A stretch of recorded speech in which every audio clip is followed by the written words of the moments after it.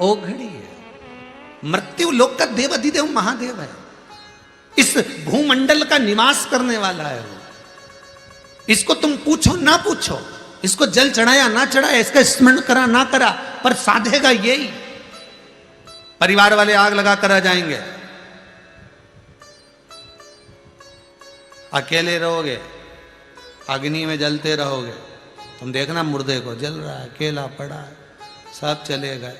घर पे जाके सब चाय पी रहा है, क्योंकि सबका सिर दुख रिया था रो रो के। दो चार लोग मोहल्ले के पूड़ी सब्जी ला दिया, खा भी लिए, बेचारा अकेला जल रही है। अब उसको कौन रोटी खिला रहा है, कौन कौन उस जीवात्मा के लिए कर रहा है? शंकर भगवान आके खड़े हो गए, चिंता मत करना रे हो, बिल्कुल चिंता मत करना। तेरे परिवार वाले वहाँ समोसा कचौड़ी खा रहे, पूड़ी सब्जी खा रहे, चाय पी रहे, तो चिंता मत कर, अब तू मेरे पास आ गया, अब तू मेरा हो गया। बड़ा रो रहा था। जीवात्मा रोती है, तड़पती है, चिल्लाती है। गरुड़ पुराण में लिखा है, रो रही है जीवात्मा। शंकर ने पूछा किस लिए रो रहे हो? तो जीवात्मा कहती है जिनके लिए मैंने पूरी जिंदगी गंवा दी। 8 बजे से लेकर 10-10 बजे तक दुकान पर बैठता था, इनके लिए कमाता था। इनके कपड़े, इनका व्यापार, इनका व्यवसाय, इनकी पढ़ाई, इनकी जायदाद, इनकी सुंदरता, कितना धन इनको कमा कमा कर दिया, और मुझे अकेला छोड़कर चले गए।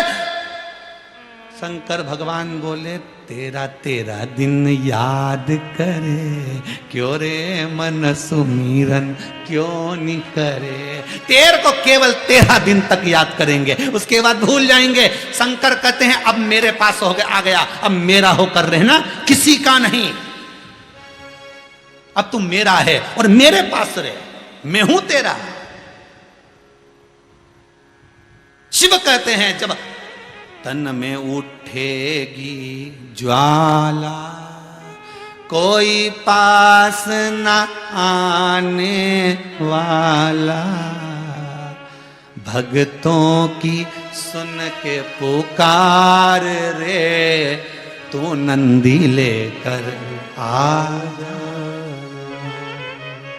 कोई नहीं आएगा। तब शंकर इस जीवात्मा से बात करेगा, तब शंकर वहां अकेला रहेगा, क्योंकि परिवार वाले तब तीसरे दिन आएंगे खारी समेटने के लिए, अस्थियां संचय करने के लिए, हड्डियां बटोरने के लिए। तीसरे दिन आएंगे, जब तक 3 दिन तक शिव तेरे साथ में वहां पड़ा, वहीं पर उसी जगह पर। कौन खिला रहा है? जिसके दरवाजे पे तुम कभी गए नहीं। कौन दे रहा है? जिसके दरवाजे पे तुम कभी पहुंचे ही नहीं, जिसका नाम नहीं लिया तुमने। शंकर का नाम कई जगह तो आज भी लोग कहते हैं शंकर जी का शिवलिंग क्या घर में रख सकते हैं? अरे तो कौन ने मना करा? शंकर जी को स्पर्श क्या नारी कर सकती है? कौन ने मना करा? शंकर को पानी चढ़ा सकते, कौन ने मना करा? शंकर के बराबर कोई नहीं साधेगा। आखिरी में वो मेरा कैलाश अधिपति शंकर ही सामने खड़ा मिलेगा, दूसरा कोई नहीं। भटकते रहोगे, तड़पते रहोगे।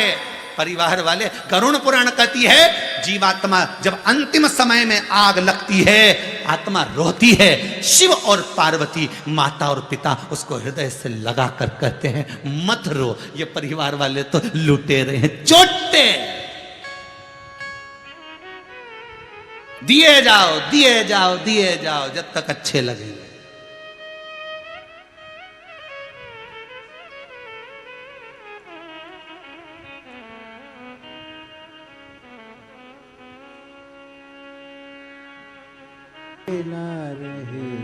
अंत में कोई नहीं आएगा, तब वही शिव तुम्हारे सामने होगा। तीसरे दिन आएंगे, बटोर के ले जाएंगे। बस शिव आखिरी में भाई, तो जो आखिरी में रहे उसी को पहले क्यों नहीं ले आते? जो आखिरी में रहेगा वही पहले क्यों ना आ जाए? दुख काटेगा तो शंकर काटेगा, सुख देगा तो शंकर देगा।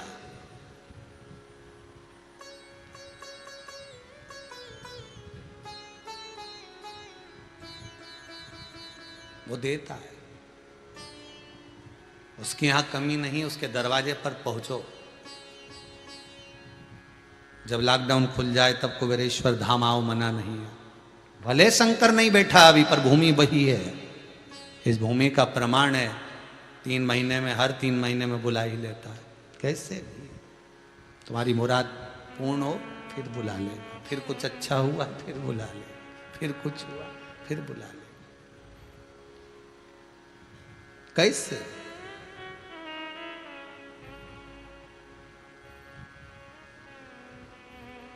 शिव है वो शंकर।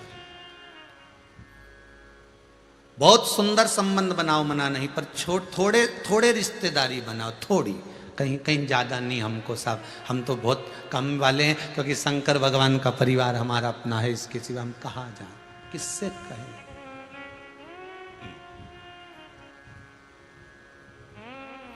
किससे कहें। मैंने सारे सहारे छोड़ दिए, बस तेरा सहारा काफी है। बस उसके द्वार का जो एक किनारा मिल गया, एक सहारा मिल गया, एक शंकर के अनुमोदन भक्ति मिल गई, फिर दूसरा कुछ नहीं। भगवान कार्तिकेय जी महाराज को माता पार्वती जी कर रही हैं, कार्तिकेय जा तारकासुर का संहार कर किया। तारकासुर का संहार करने के लिए जा रहे, पर एक बात याद रखना, उस तारकासुर के हृदय में शंकर का वासा है। शिव जिसके हृदय में बस गया, उसको प्राण तो छूटेंगे, तारकासुर तो मरेगा, असुर है, राक्षस से तो मरना तो है, पर उसके हृदय में शंकर भरा हुआ है, इसका भान कार्तिकेय तुझे होना चाहिए, उसके हृदय को चोट ना पहुंचे। बहुत बहुत ध्यान दीजिएगा महाराज। भगवान अपना अपमान सहन कर लेता है, पर भगवान अपने भक्त का अपमान कभी सहन नहीं कर पाता। भगवान के भक्त का अपमान कभी ना हो।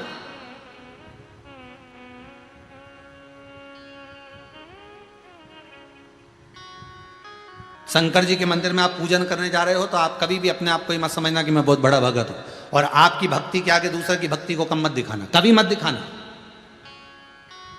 शिव मंदिर में अगर आप जा रहे हो, पूजन करने के लिए जा रहे हो, अर्चना करने जा रहे हो, पशुपतिनाथ का व्रत करने जा रहे हो, जो कुछ भी तुम करने के लिए जा रहे हो, पर उसमें तुम्हारी चित्त वृत्ति में शंकर हो। पर ये नहीं हो कि मेरे बराबर मैं इतनी बेलपत्र चढ़ाता, मैं सावन के महीने में इतने कमल के पुष्प चढ़ाता, मैंने ऐसा कर दिया, मैंने वैसा, चित्त वृत्ति में वो नहीं आना चाहिए।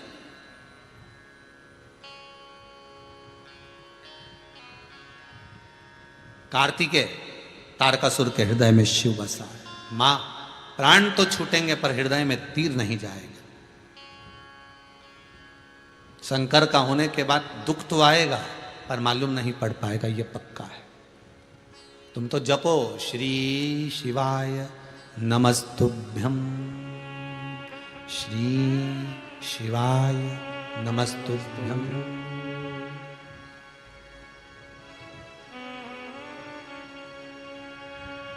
स्मरण करो। महाराज मथुरापुरी में पहले एक राजा थे, जिनका नाम था तारशाह।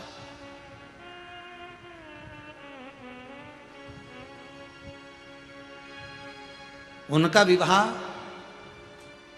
काशी की कन्या, काशी नरेश की बेटी कलावती के साथ में हुआ।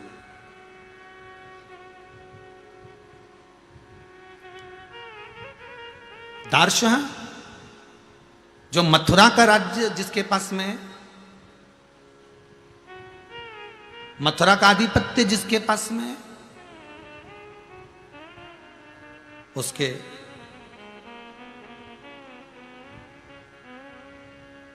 उसका जो विवाह हुआ है काशी नरेश की पुत्री कलावती के साथ में। ये दासा कभी भगवान शंकर का उपासक नहीं था, ये कभी भगवान को भजन नहीं करता था, कभी स्मरण नहीं करता था, पर कलावती शंकर के मंत्र बिना रह नहीं पाती थी। पंचाक्षर मंत्र ओम नमः शिवाय का स्मरण किया करती थी। एक मिनट भी कलावती रह नहीं पाती थी शंकर के नाम बिना, एक मिनट भी। कहते हैं काशी नरेश की पुत्री कलावती की घट घट रोमा बलि से शंकर का अनुमोदन निकलता था। जिसके भीतर शिव महापुराण समझ आती है ना, जिसके मन में एक बार शिव महापुराण आ गई, जिसके मन में एक बार शंकर की कथा समा गई, जिसके मन में चित्तवृत्ति में एक बार शिव महापुराण बैठ गई, तो वो जैसे टीवी पर ढूंढता है कि कब आएगा शिवर वाला महाराज की कथा कहाँ रही, शंकर की कथा कहाँ रही, शिव महापुराण का, वो ढूंढता रहता है कि शंकर नहीं मिले टीवी पर तो मोबाइल पर नहीं मिले तो फेसबुक पर, कहीं ना कहीं ढूंढेगा कि मुझे कथा सुनना है। इसी कलावती की चित्तवृत्ति में, कलावती अगर सो भी जाती थी तो उसकी चित्तवृत्ति में पंचाक्षर मंत्र चलता रहता था।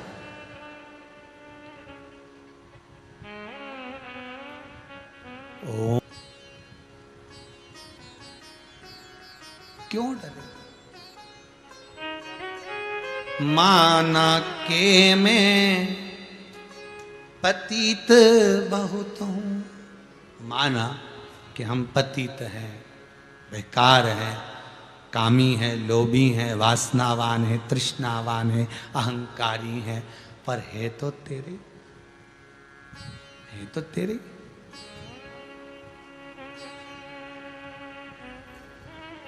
जैसे भी हैं है तो तेरे ही ना।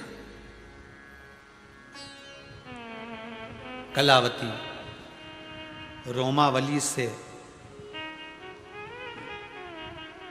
निकल रहा है, शिव शंकर शरणम ममा, शिव शंकर शरणम ममा, शिव शंकर शरणम ममा, शिव शंकर शरणम ममा। मुख से निकल रहा है, रोमावली से कलावती के निकल रहा है। कलावती का विवाह काशी की नरेश की पुत्री का विवाह इसी दर्शहा के साथ में, मथुरा के नरेश के साथ में हो गया। और विवाह होने के बाद ये आ गई ब्याह कर आने के बाद थोड़े समय निवास करने के बाद कहीं जा रहे थे दोनों। पति किसी काम से जल लेने के लिए दूर चला गया।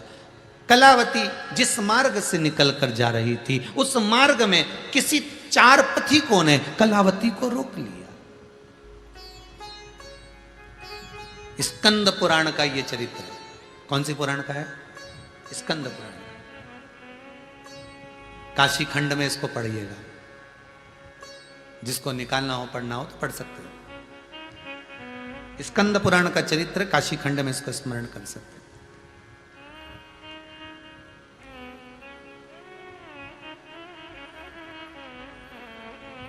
प्रदोष खंड के अंतर्गत भी उसका वर्णन हो जाएगा। प्रदोष के अंतर्गत प्रदोष महत्तम।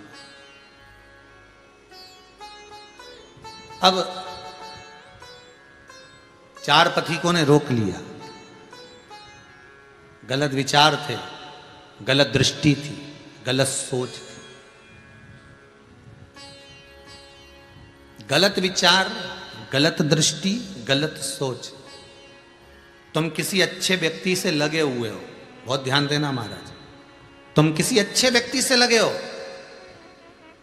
तुम किसी अच्छे व्यक्ति से जुड़े हुए हो, सतमार्गी व्यक्ति से जुड़े हुए हो, भजनावली से तुम जुड़े हुए हो, कोई भजन करने वाले से, कीर्तन करने वाले से, सत्कर्मी के साथ आप जुड़े हुए हो। आपका संग उस भजन वाले के साथ कब तक रहेगा? कब तक संग रहेगा? जब तक आपके हृदय में भजन, भक्ति, सत्संग, कीर्तन है।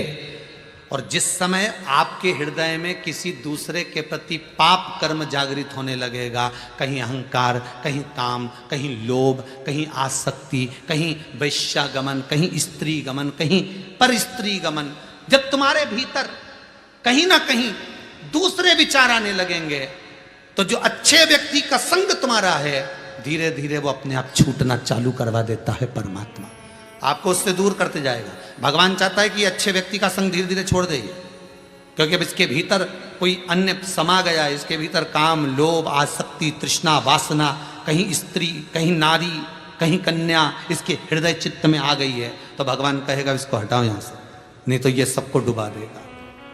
कीर्तनी से तुम्हें दूर कर देगा, भजनावली से तुम्हें दूर कर देगा, सत्संगी से तुम्हें दूर कर देगा। कहीं आप सत्संग वाले के साथ में लगे हो, भजन वाले के साथ लगे हो, तो समझना तुम्हारा पुण्य बड़ा प्रबल चल रहा है, बहुत अच्छा चल रहा है, मतलब तुम्हारा जीवन सार्थक चल रहा है। और जहां तुम उससे दूरी बनाना चालू करे, समझ लेना अब कुछ ना कुछ ऐसा हो गया कि हमारे भीतर या तो काम, लोभ, आसक्ति, तृष्णा, वासना, कुछ ऐसा आ गया कि इससे दूरी हो गई है हमारी। उसको सोचना, विचारना कि आखिर कारण क्या बना। हम सत्संग में लगे थे, हम भजन में लगे थे, हम गुरु के साथ लगे थे, हम गुरु के चरण की सेवा में लगे थे, छूटा क्यों? क्योंकि हमारे भीतर कोई दूसरा काम, आसक्ति, तृष्णा, वासना, लोभ, ये कुछ ना कुछ आ गया जिससे दूरी बन गई।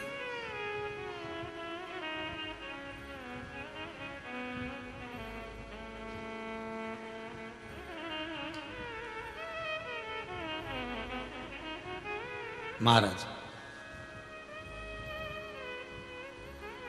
शंकर की कथा कर रहे हैं, शिव महापुराण कर रहे हैं। कलावती के सामने चार पुरुष खड़े हैं, इसकी सुंदरता इतनी थी कि इसकी सुंदरता को देखकर ये लोभित हो रहा है, लोभित। इसकी सुंदरता को देखकर इसको छूना चाहते, इसको पकड़ना चाहते, स्पर्श करना चाहते। पर मुख में हो राम नाम, राम सेवा हाथ में, तू अकेला नहीं प्यारे राम तेरे साथ। अरे भाई, जिस भगवान का तुम भजन कर रहे हो, जिसका तुम स्मरण कर रहे हो, जिसका तुम मंत्र जाप कर रहे हो, राम जप रहे, कृष्ण जप रहे, शिव जप रहे, तुम शंकर का अगर अनुमोदन कर रहे हो, इसके तो रोम रोम में शिव शंकर शरणम मम, शिव शंकर शरणम, इसके रोमावली में शंकर समाया हुआ है। तो कौन स्पर्श कर सकता है, कौन छू सकता है?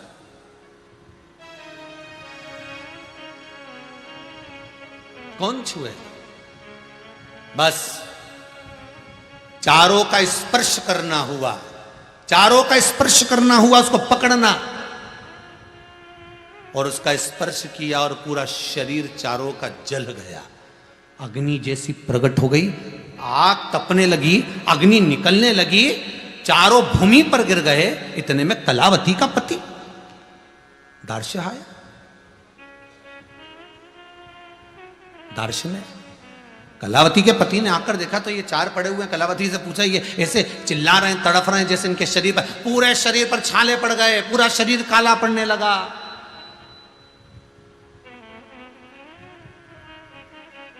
पूरे शरीर पर छाले पड़ गए, पूरा शरीर काला पड़ रहा, पूरा शरीर। दार्श ने पूछा, कलावती, ये चारों कौन है?